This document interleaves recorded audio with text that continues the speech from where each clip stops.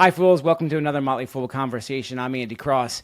Joining me today is Tom Slater. Tom is head of U.S. equities at Baillie Gifford, where he is a partner, a co-manager of the U.S. Equity Growth Fund and Scottish Mortgage Investment Trust, a FTSE 100 listed company that really, frankly, has nothing to do with Scotland or mortgages. Tom, welcome, and thank you for joining us here at the Motley Fool.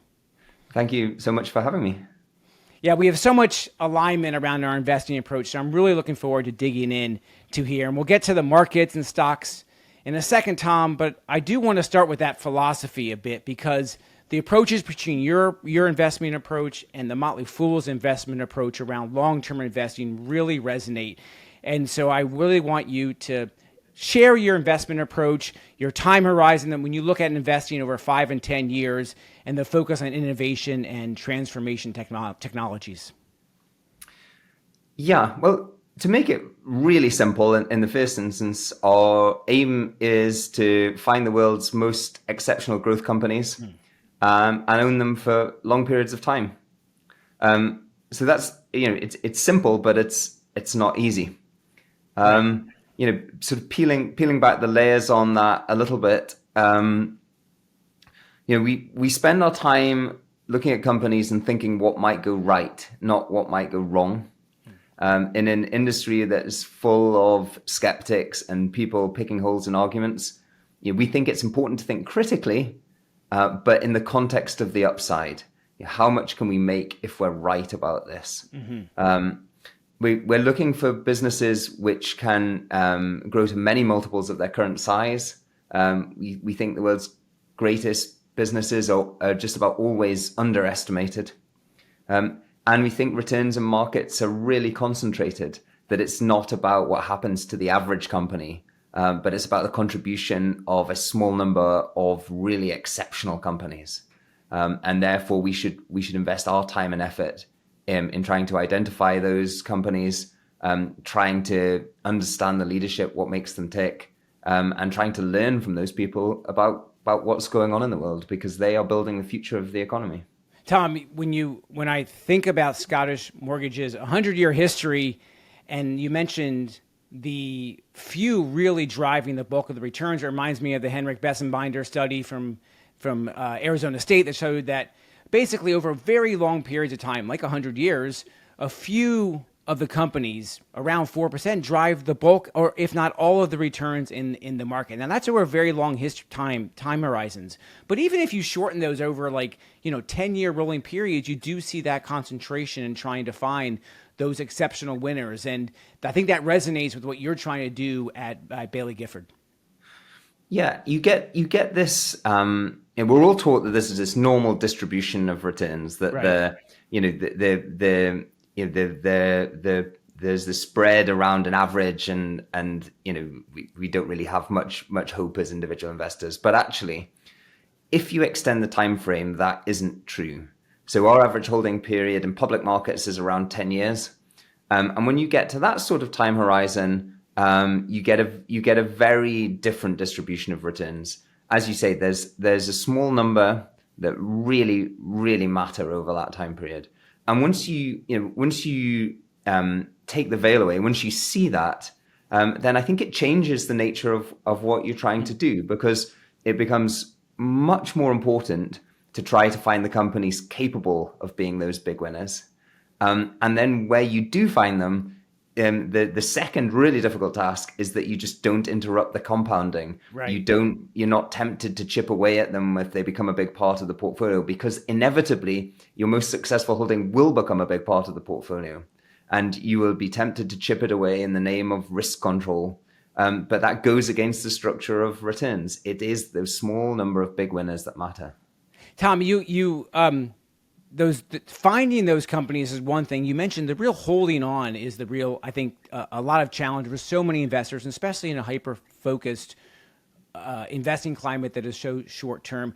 How do you build that discipline to be able to continue to hold those winners within a reasonable allocation strategy for those companies that have done so well, especially for investors who might have been building out positions over time, doing all the right things? Yeah, I mean, I think it is difficult. It is, as you say, it's a discipline. What I find quite helpful is You look at you're tempted to look at reducing stocks that have gone up. But what I like to frame it through two questions. The first question is, has the opportunity for that company got bigger or smaller? And the second question is, has the likelihood of capitalizing on that opportunity got greater or less?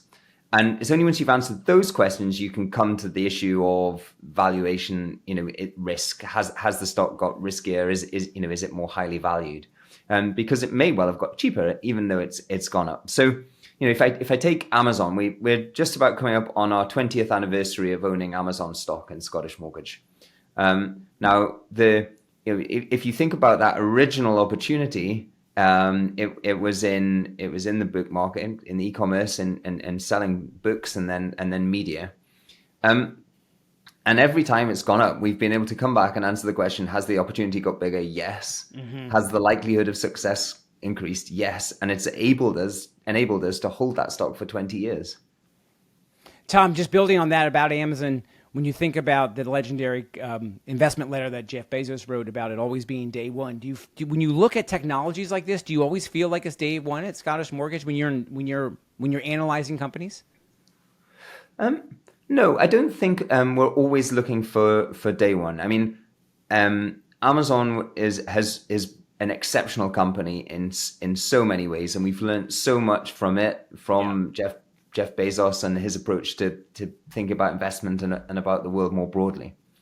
But I don't think it needs to be day one. Specifically, we're investors in businesses, not investors in technologies. So we're thinking about the business model. We're thinking about the ability to grow revenues. We're thinking about how profitable an opportunity might be. We're not trying to predict whether a technology will or won't work. But I think what he's trying to capture with day one is around this idea of mindset, again, about fighting against all of those things that slow companies down as they get bigger.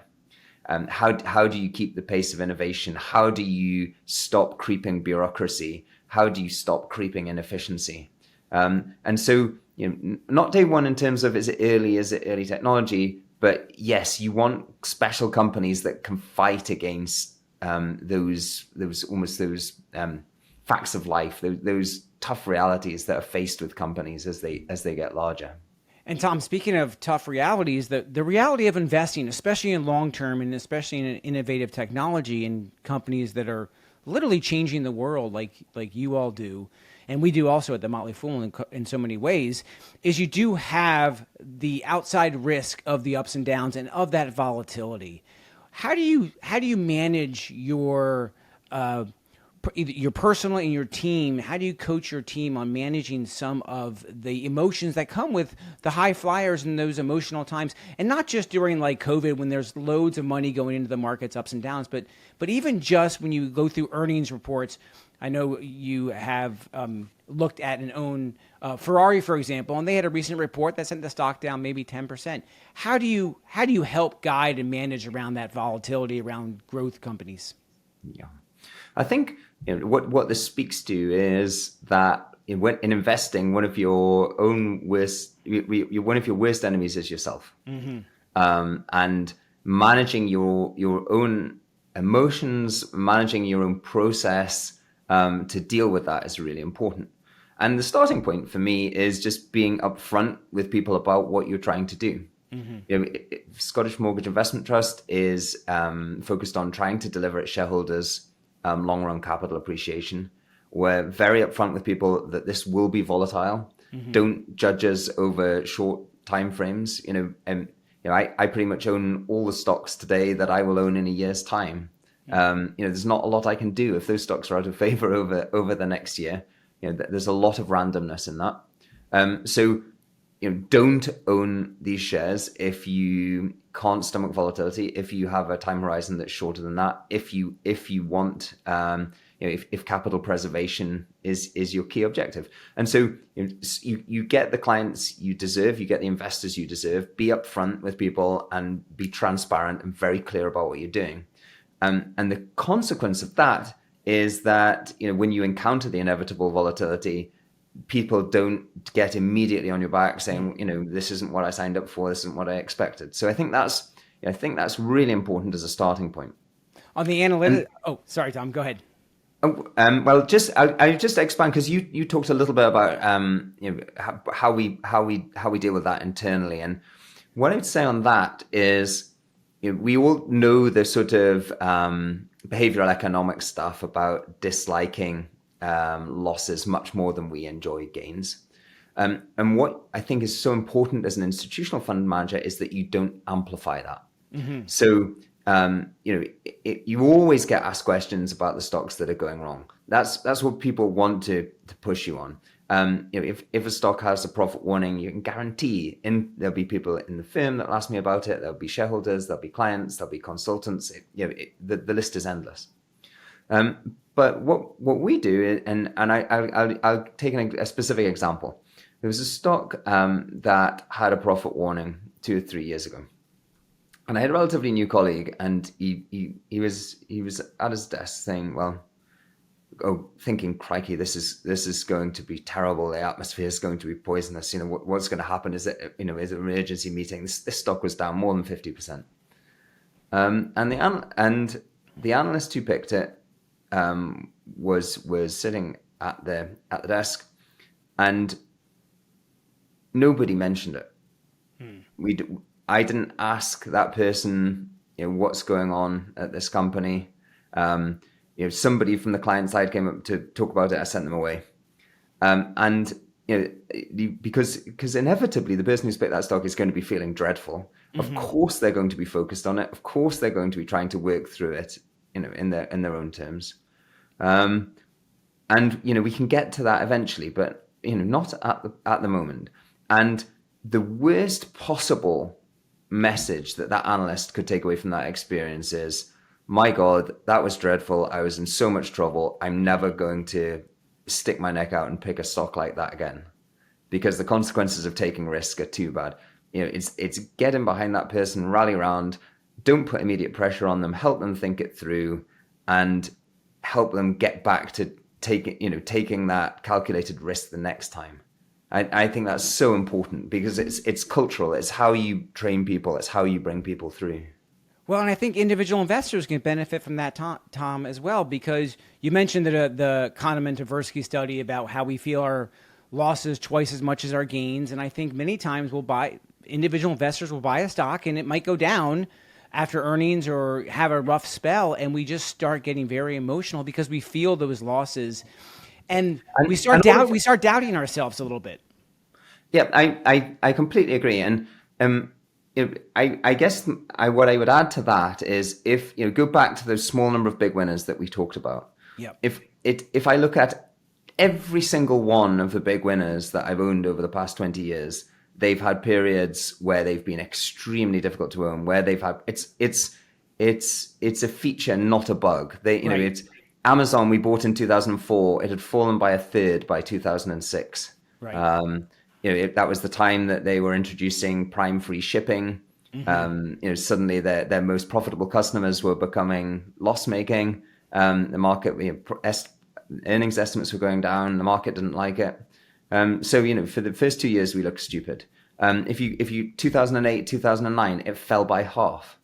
Again, it's an intrinsic characteristic of big winners that they will be volatile, and if you can't endure it. Nvidia, everybody thinks we own Nvidia today. We bought it in 2016. Aren't you clever? The peak to trough decline in Nvidia 3 years ago was 73%. Yeah, incredible. We looked incredibly stupid for owning that stock. So, it's if you can't deal with that, you won't enjoy the subsequent gains.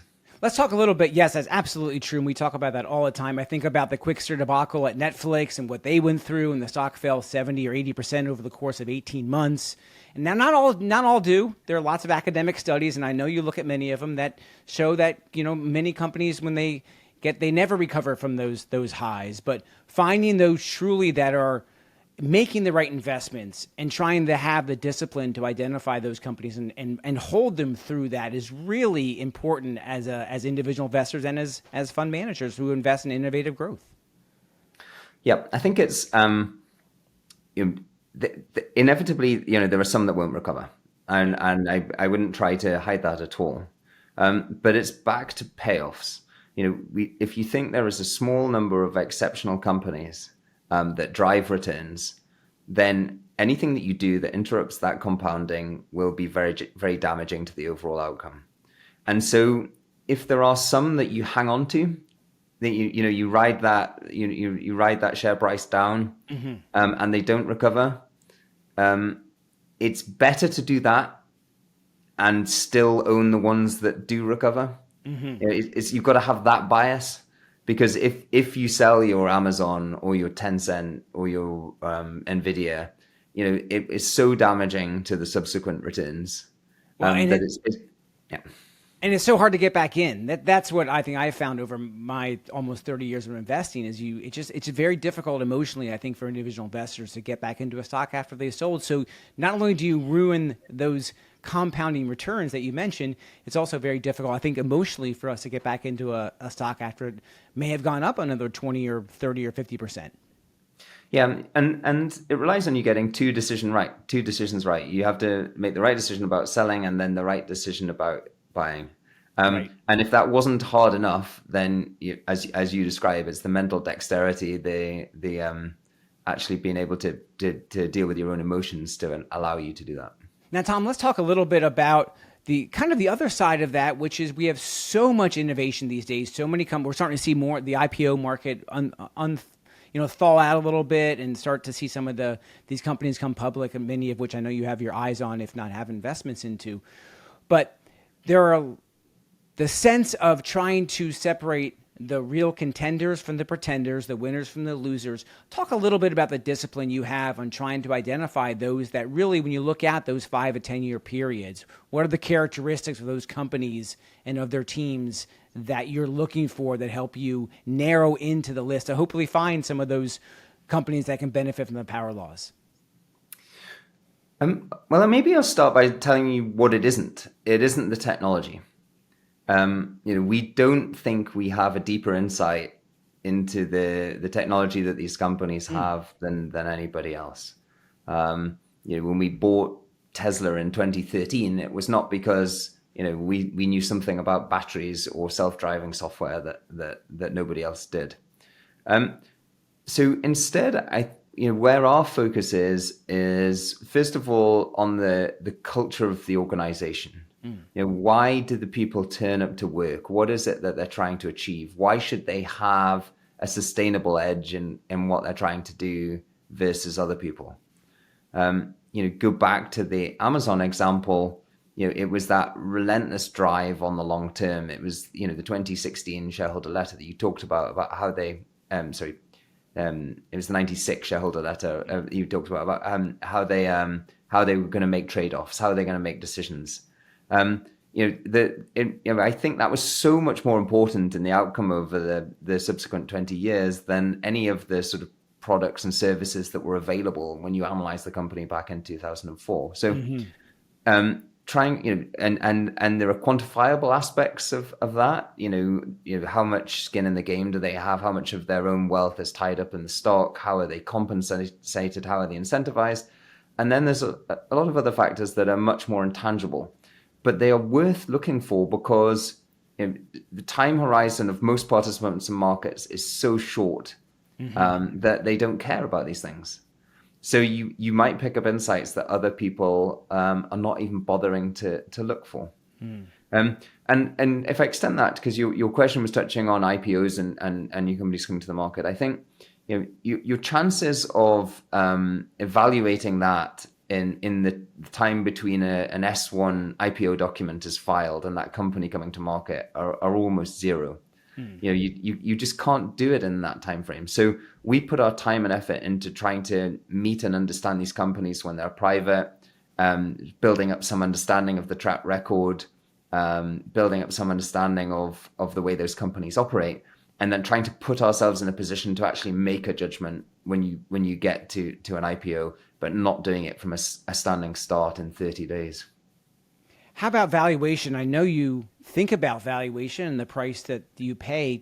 How does that layer into your approach? So the way that we try to handle that is thinking about what return might we earn over the next 5 years. if things go right, what are the payoffs, and can we make enough money? And that framing, I think there's a couple of things in that. The first is that the time frame. I'm not telling you, is the price earnings ratio today 20, and is that cheap or expensive? Saying, right, what has to happen for us to make a lot of money over the next 5 years, and how likely is that? And so we accept that there's not one answer. We extend the time frame to 5 years, and then we try and think about scenarios. Is the opportunity big enough, and is that captured in the stock price today? Mm-hmm.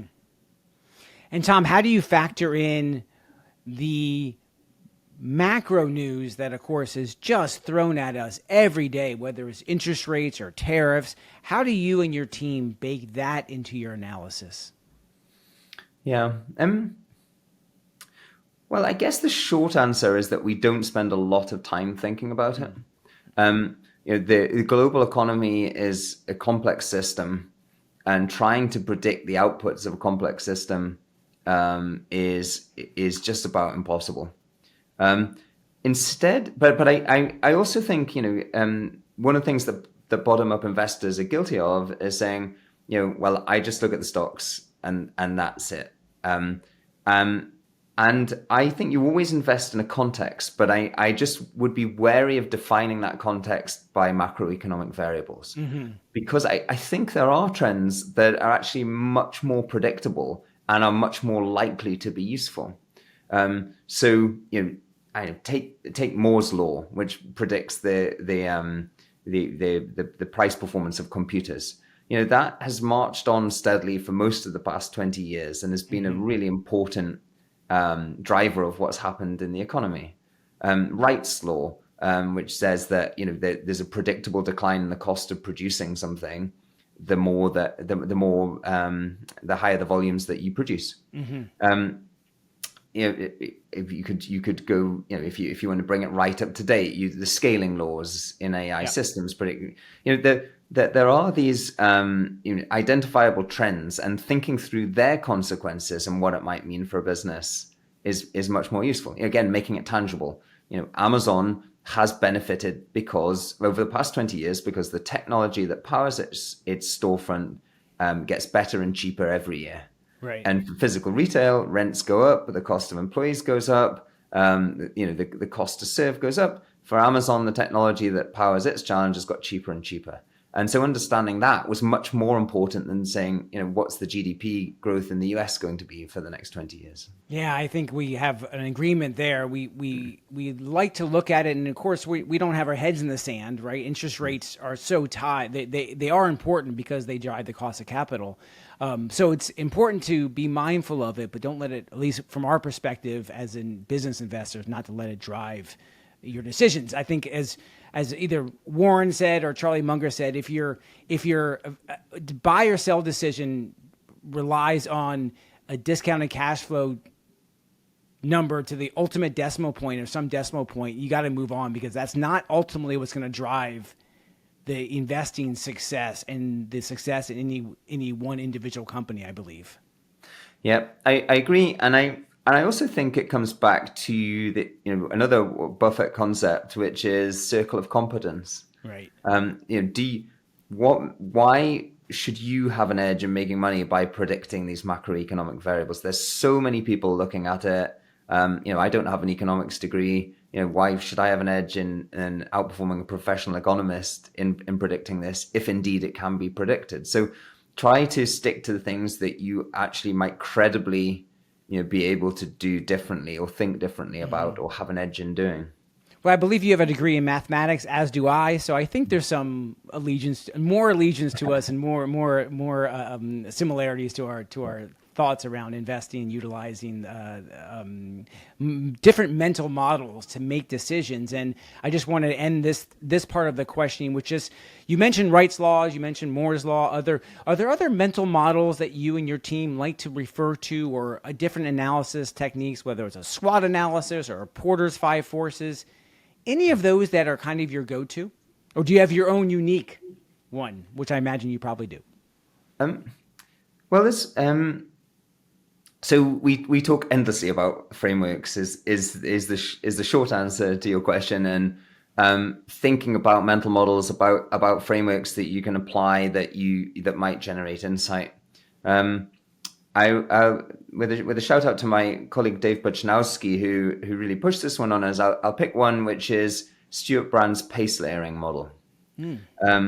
And in that he's thinking about the way society changes, and the idea is that the top layers of society. So if you have fashion at the very top, fashion moves quickly, but it can't affect a great deal of change. But then as you work down the stack. And again, he's thinking about it through society, the lens of society. I'm thinking about it more through the lens of companies. You have the impact from industry. You have the impact from infrastructure. You have the impact from regulation, all the way down to nature. And all of these, every time you move down a layer in the stack, things move more slowly, but the power to affect change increases. So again, if I bring it to a specific, if a company goes from being, it has a hit product, that's just fashion. It moves quickly, but it's probably not lasting. But then maybe it gains traction and becomes useful in people's lives. But then if others start building on top of it, if it starts to become infrastructure, then you can have greater and greater conviction in its longevity and its ability to influence. And so as we think about big tech today, they've become an infrastructure layer, but what becomes critically important is how they impact, how they interface with the governance layer, because the governance layer ultimately is even more powerful. So that's a model we use frequently. I really like that because it applies not just in fashion or in tech, but you can really take it throughout the entire, any industry, any market, when you're talking about the stack of those market and those that are building those infrastructure layers. And that's allowed, in a market that rewards scale and size, that's a framework that investors can use to help identify ones that have not just doing it now, but importantly have the potential to be able to build that infrastructure layer out. Yeah, and I think Stuart Brand had some amazing ideas. I'd recommend his book. It's worth a read. Yeah. But yeah, I do think it, as you say, it applies in all sorts of different contexts, just as a way to try and think through longevity, which is so important in when you're investing. Let's talk a little bit about Scottish Mortgage. It's a 116-year-old investment trust. I mentioned it's on the FTSE 100. It's an investment trust structure. How does that benefit in your How does it benefit your investing approach, and then B, for the investors into the trust, how does it benefit them as well? Yeah. So this is as you say, it's 117 years old. So it's a really old fund structure, and effectively it is a company. It has an independent board of directors, and we invest the balance sheet. And then people can buy and sell the shares, but the cash is never flowing in or out of the fund. That just happens in the secondary market, as you say, that they're traded in the FTSE in the UK. So it's a closed-ended fund structure. Yeah, and it's old, but I think it is a fantastic structure for people to invest in, because first of all, the governance. You have an independent board of directors looking after the shareholders' interests, holding the manager to account. I think that's properly implemented. I don't think you can get a better governance structure than that. It's really low cost, so we don't pay fees to the into the distribution layer. So we run an ongoing charges of 31 basis points. Wow. And I think an investment, the only thing that is guaranteed is the fees. And so keeping those to an absolute minimum is the simplest thing you can do to drive returns. And then I think the third factor that I'd add in is flexibility. That our job is to go find the world's most exceptional growth companies wherever they are, whether that's private, whether that's public. This structure is really flexible and allows us to go do that and prioritize returns for investors over everything else. Let's talk a little bit about that last point, Tom, because you have holdings ranging from SpaceX to NVIDIA. Like I mentioned, Ferrari, lots of, it skews tech, I think, in general, just looking at some of the holdings, but it does go across the landscape. And in that public, private, some private, as well as many public. And the analysis or thinking around some of the private investing, can you unwrap any of that for us? What you're seeing right now or thinking, or just how that market is changing and evolving, the private part of the market? Yeah, sure. Let me tell you it through a story. So, in 2012, Facebook IPO'd, and we'd been getting to know that company for the past 18 months. We had a lot of respect for the management team for what they'd achieved, for their insight, and we knew we had to, it had already achieved significant scale. So we knew we had to get it out when it was private. And it illustrated a few things, that the costs of setting up a company had collapsed. There were so many things that you had to invest in previously that you could now rent. So founders were staying in control of the boardrooms. They were making the decision to go public for themselves, and they were staying private longer. But we finally got our chance, and we invested in the Facebook IPO. And of course, it was a disaster. It halved within the first 3 months. And it prompted a lot of questions about how do we manage that process? How do you avoid getting caught up in the hype cycle? How do you find the right time to invest? And by the way, Tom, just a quick reminder, a lot of it was around the fact that they kind of missed the mobile boat. Yeah. They really were slow to make that adoption, and Zuckerberg was very upfront about that eventually.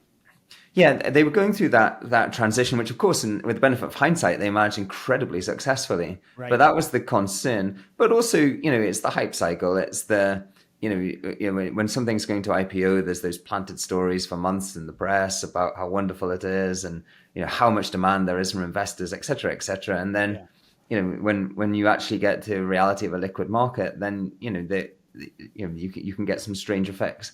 But at round about the same time, we got the opportunity to invest in Alibaba, and we owned the other two big Chinese tech players in Tencent and Baidu, and we knew Alibaba well. We'd spent a lot of time trying to understand what was happening in the Chinese internet, and they fell out with Yahoo, who had a significant stake, and then they were trying to buy out Yahoo from the register, so they were raising capital privately.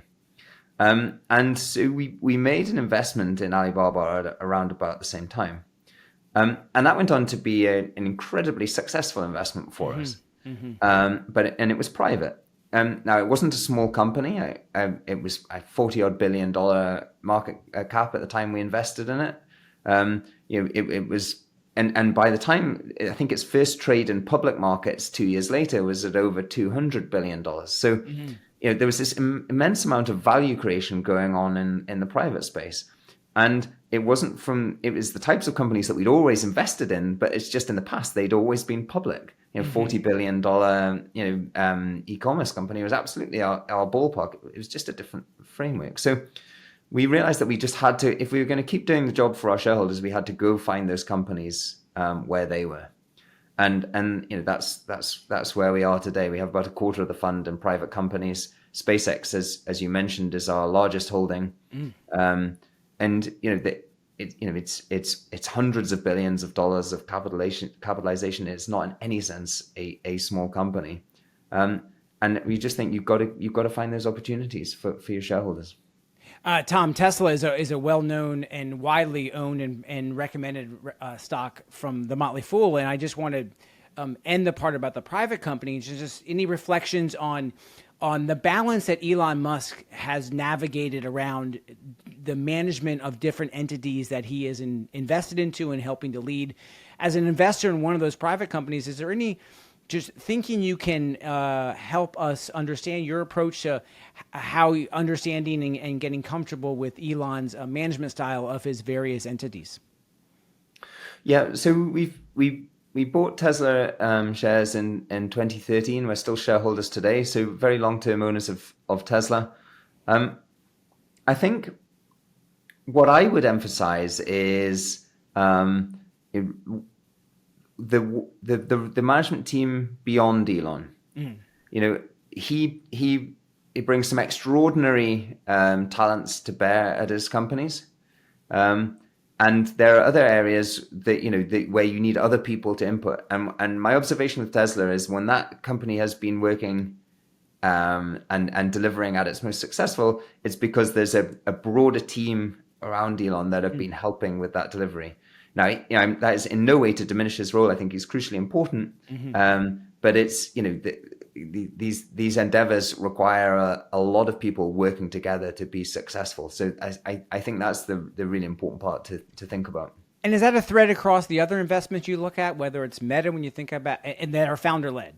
Because we spend a lot of time thinking about founders and investing behind founders. So the likes of, Mark Zuckerberg at Meta or Jensen Huang at NVIDIA, the importance of from the culture side, which you led at when you were looking at companies, the impact they have can be outsized. Do you spend time understanding the underlying structure between how they go about managing those companies and inspiring their teams? Absolutely.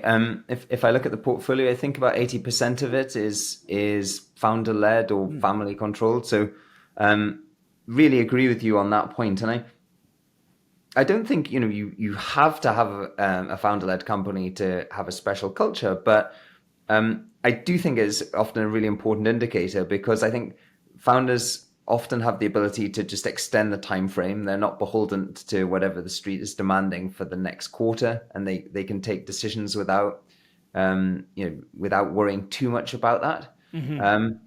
I think also they have the moral authority to drive change in their organization. I think Toby Luca at Shopify is an exceptional founder.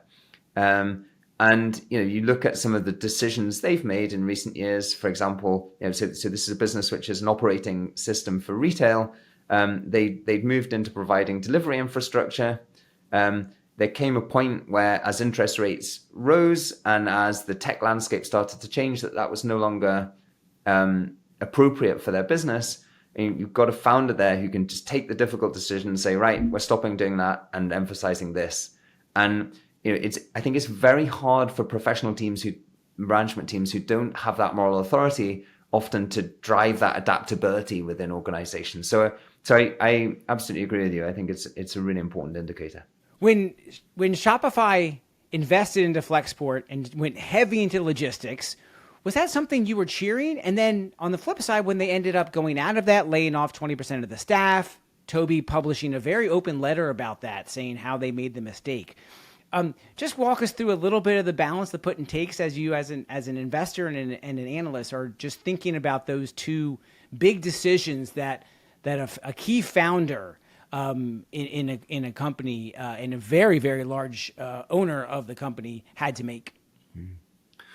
Well, I think that context is really important, and I think that organization has been quite clear about its values and how they're going to make decisions, an orientation towards their customer, and very clear that their customer is the merchant.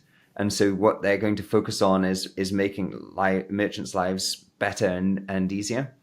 And when they were hearing from merchants that look, this delivery infrastructure is a real pain point for us, I absolutely understand the logical process they went through. And that's going to be capital intensive. And that's challenging for any company to move from a business which is not capital intensive into one that is, but it shows the mindset in terms of prioritizing the merchants. But you can take that decision when interest rates are at zero. And I think it's incumbent upon you to reevaluate when interest rates are at 4 or 5. And I guess what I admired was the mental flexibility to be able to say, right, we have to change. I guess the other change was, and again, this is one of the things that I really like about founder companies, but you were in an environment where when they were moving into delivery, where you had a fairly established and stable tech stack. We sort of, we whether it's mobile or online, cloud, etc. But then you have AI come along, and it potentially completely changes the way that people are going to interact with their service. And I think they just said, right, we've got to, we're no longer, the environment, the context has changed completely. The cost of capital has risen. Tech, which seems stable, is now going through a period of transition. Our focus can no longer be delivery. It has to be here on something else. And it's that ability to adapt.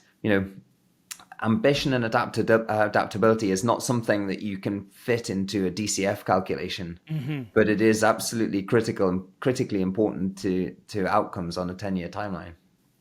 Let's stick with a little bit on the Toby theme, but broaden out to AI. Toby's been very open about how they are only going to hire people that when they can demonstrate that AI can't do the job. Let's talk a little bit about AI because it is such a driving force in the markets today, but I want to take a little slightly different tack to it. I want to understand how you and your team are implementing or using AI in your own research process, and just talk about a little bit about the future of where you see that going, not just for your business, but for the wider market and, of course, and the impact on companies. Yeah, I mean, I suppose, so starting with the end of that question, I think what's really important when you're going through a period of like this is to listen to the people who are at the coalface. It's no point in me sitting in a room making sort of grand predictions about what's going to happen, but it's as you say is whether it's Shopify or Stripe or Amazon or we own these companies who are effectively building the future of this technology. So getting in a room with them and listening to what they're saying about it is such a crucially important and valuable input to your investment process. If I think about the past 20 years, it's usually only about 5 years later that I really understood what Bezos was talking about. But actually listening to it and implementing it was such a good strategy. Yeah. So I think that's really important. Yeah. And when everybody is emphasizing how transformational it is, then as an investor, taking that back and thinking about how it affects your own process, it would be negligent not to do that. And of course, in financial services, there are so many processes that a financial services organization does that ought to be streamlined by this technology, and we're of course looking at all of that. But I think from the actual implementation and investment, I think there's both what do you do with it on a personal level, and then it's organizationally how do you implement it in a way that's useful to everybody. And what I say is it forces you to break down the different components of this job. As an analyst, go look at this company, and there's some part of that which is data collection and information gathering. And when you've gone through that process, you've got sort of insight generation. And I think what you can see today is that AI is very quickly doing that information gathering layer, doing that. Bringing that information gathering together into a useful format. What I think it's not got to yet is the insight generation piece. And so, I really quite like. So Ethan Mollick, Wharton professor, wrote a book called Co-Intelligence, and I think that's a really helpful way of viewing this. It's because I know for the past 20 years there have been things that computers are better at doing than humans. And we've used them as a tool to augment the humans doing the task. And I don't see this as any different. How do you implement this technology to be as effective as you can and spend your time doing the bits that humans are best suited to and allow the machines to do the bits that they can do really effectively? So I think, that's the way that it's moving through my own investment process. Yeah, the analyst plus the machine, I think, is the way that we think about it here at the Motley Fool, utilizing as many of the tools as possible to help us with our research that leads to the decision making, but that decision making still, obviously, it's in the individual client member making a decision. But from our analyst side, I think that's the way we're thinking more and more about it. But using those tools to be able to gather that information is really important because, like we saw with the internet in the late '90s, it is transformational, and it is happening at speeds that we just have not seen, maybe perhaps ever. Yeah, I think so. I think if I look at one of the ways I've been looking at companies is thinking about, people are going to implement AI in this industry. Yeah. What does the company have other than AI, which combined with that technology will be particularly valuable? So, if AI transforms the retail market, Tom Slater Inc. with AI is not going to suddenly have an edge. Right. But if I am Amazon, if I am Shopify, I've got all these other assets that I can combine with AI and make that experience more even better for the consumer, and it increases the increases the edge that I have versus other people. In investment, I think it's pretty unlikely that people are going to be able to implement this technology to get an edge beyond the way they approach the task today. But it certainly becomes table stakes very quickly. And if you aren't able to adapt your process and move quickly to harness the power that's available, then you can be absolutely sure other people will, and it will reduce your opportunity to create alpha. So, I think you have to be in there really understanding it and getting value from it. Yeah. And we do want to. We'll get to some companies in a second. I do really want to hear your opinions as for some of the businesses that when you look at the next 20 years or so, which ones really capture your attention. But just pivoting past AI, are there other transformational technologies out there that you're looking at? Yeah, and so I guess what I would slightly come back to with this is. We don't invest in technology. We invest in businesses. Okay. And I think it's we're growth investors, not tech investors.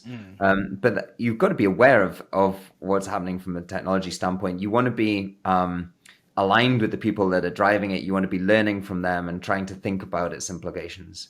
And so, if I rattle off a few that are interesting to me, but I think quantum computing deserves a mention. Sure. Because I think that the implications of real progress there are so huge. There are so many opportunities, so many things that it unlocks. So I follow that quite closely. I'm quite excited about that.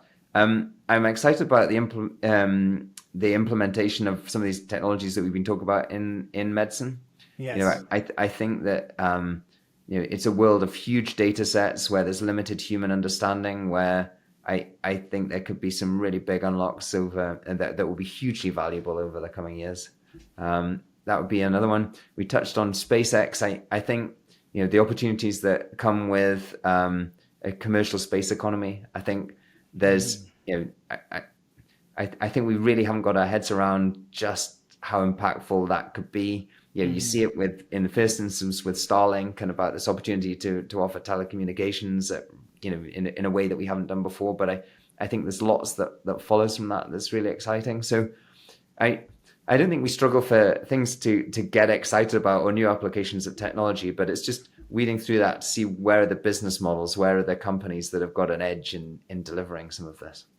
And Tom, when you think about so many of those companies, many of them and many that you've invested in at different points are unprofitable when it comes from a GAAP basis. And maybe when you add back lots of different things like stock-based compensation, their free cash flow looks a little bit better. How do you, as a growth investor that follows profits, because as you've said before, profit really helps. Companies that can grow their profits are ultimately the ones that are going to be the biggest winners. But for companies that are not making a lot of money or unprofitable, as a growth investor, how do you balance between understanding the profit picture and understanding the growth prospects? Yeah, I think that's part of the answer to that question is, why are they unprofitable? And it may be that the business model is there, but it needs a certain amount of scale. And so there you want to get conviction that growth is translating into profits, that you're getting leverage over certain costs as you get bigger. So I think that's an important one. It may be that the company has some really valuable assets, but they don't generate revenue. And so it's, can you get conviction in the value of the assets, accepting that the revenue generation will come?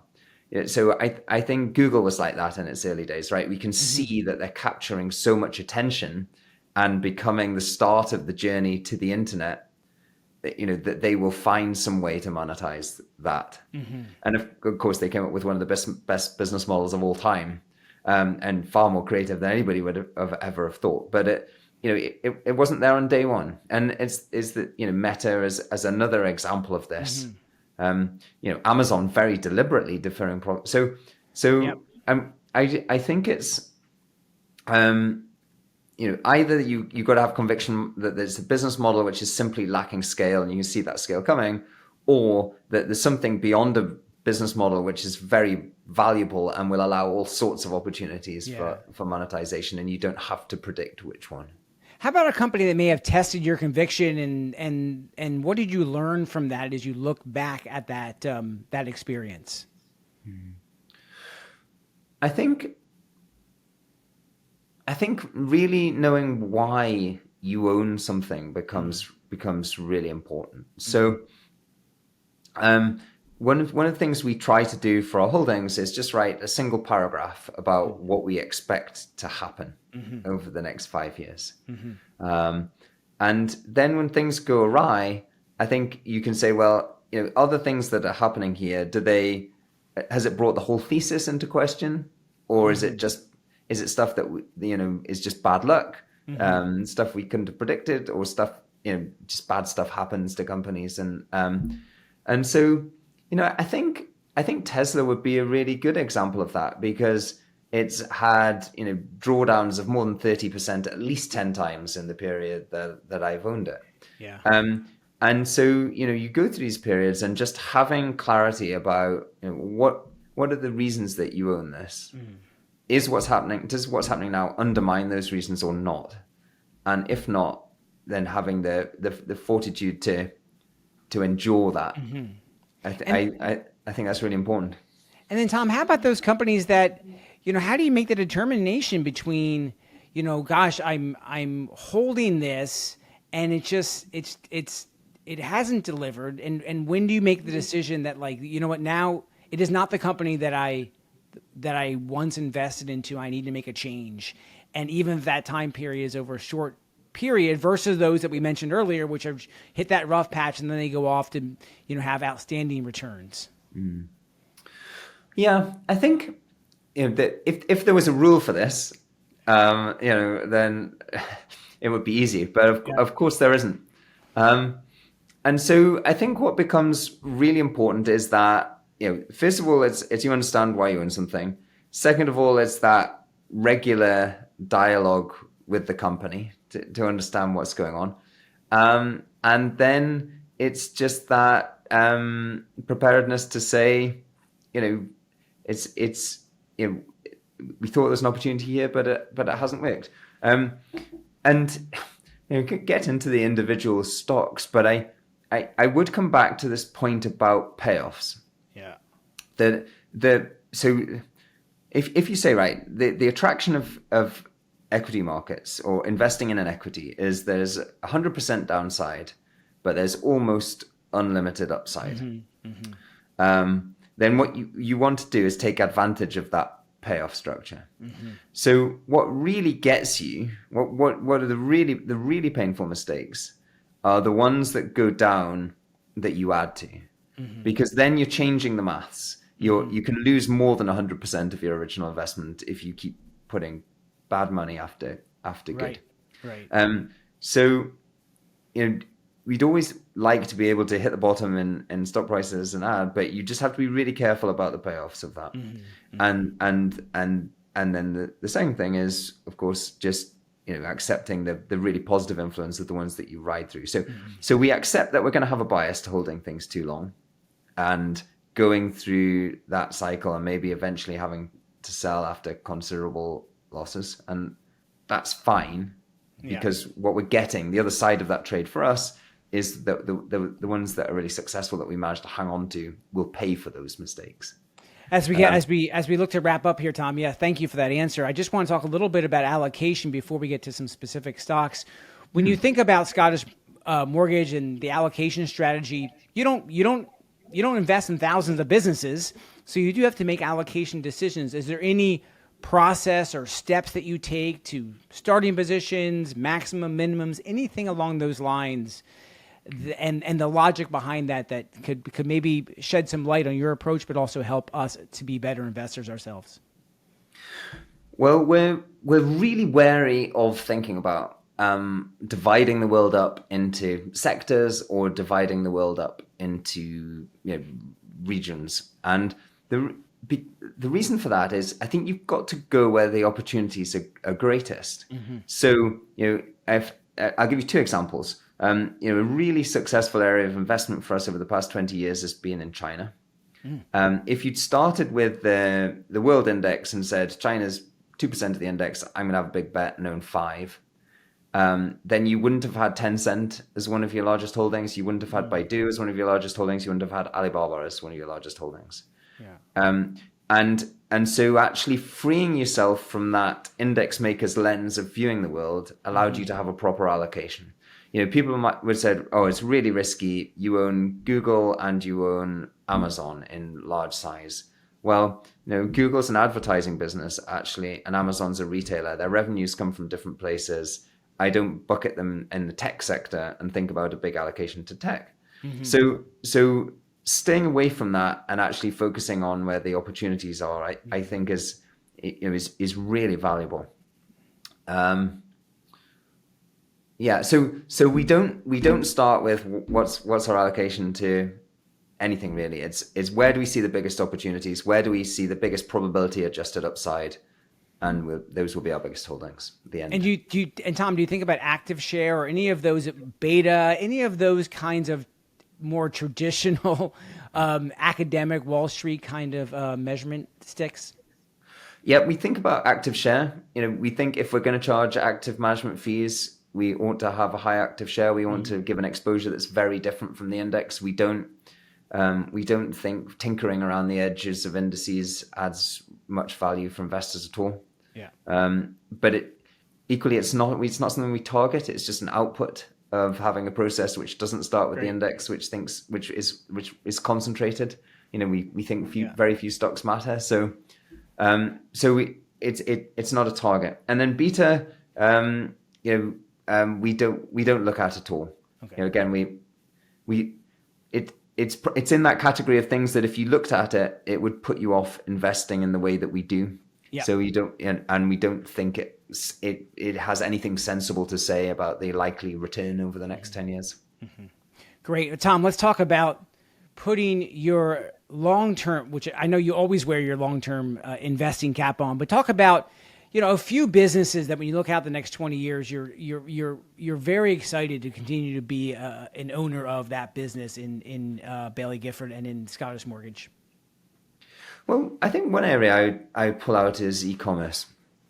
And, we've been talking about e-commerce for 20 years. And, you might think it's one of those trends that's run its course. But if I look at globally where some of the big opportunities are, we have a big holding in Mercado Libre, the Latin American e-commerce platform. We own C in Southeast Asia, Coupang in South Korea.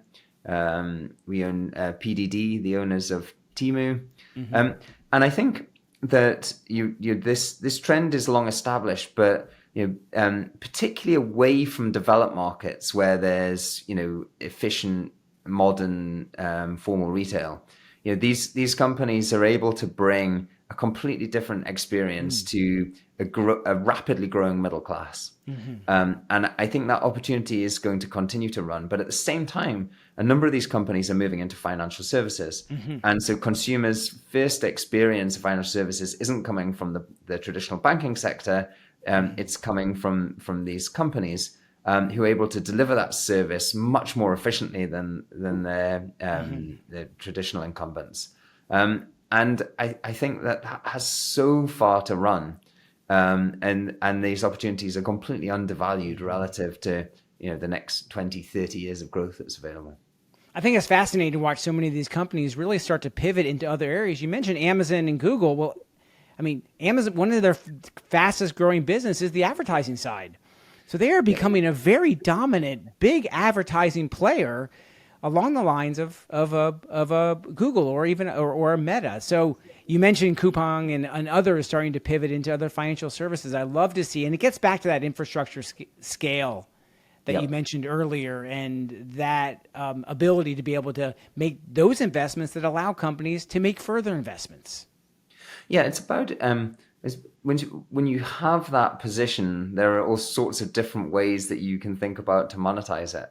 And I think the key with the advertising one is, how do you do it in such a way that it doesn't diminish the consumer experience too much? Right. And I think it's a fine line to walk. One of the things I like about some of these international players is that actually the advertising burden is much lower on those websites today. And so, that's both a lever they can pull and an opportunity for them, but equally, they have a number of other growth options, so they don't have to pull that lever particularly hard. And they can really prioritize that, that consumer experience. But yes, as you say, once your infrastructure, the leverage that you have in the system enables you to think about all sorts of different ways to actually make money from that position. Tom Slater from Baillie Gifford and Scottish Mortgage Investment Trust, thank you so much for joining us today here at the Motley Fool. It's been a real pleasure to hear your long-term investing approach, the way you think about investing in businesses and people, technologies, but focus on that long-term patient investing and letting those winners continue to run in your investing approach. Really enjoyed having you here with us. Thank you so much for giving me the opportunity. Yeah, wishing you all the best, because so many of your holdings overlap with so many of our holdings and what we recommend. So appreciate the time and wishing you all the best in your investing success, Tom. Thanks so much. And to you and your investors. Thank you.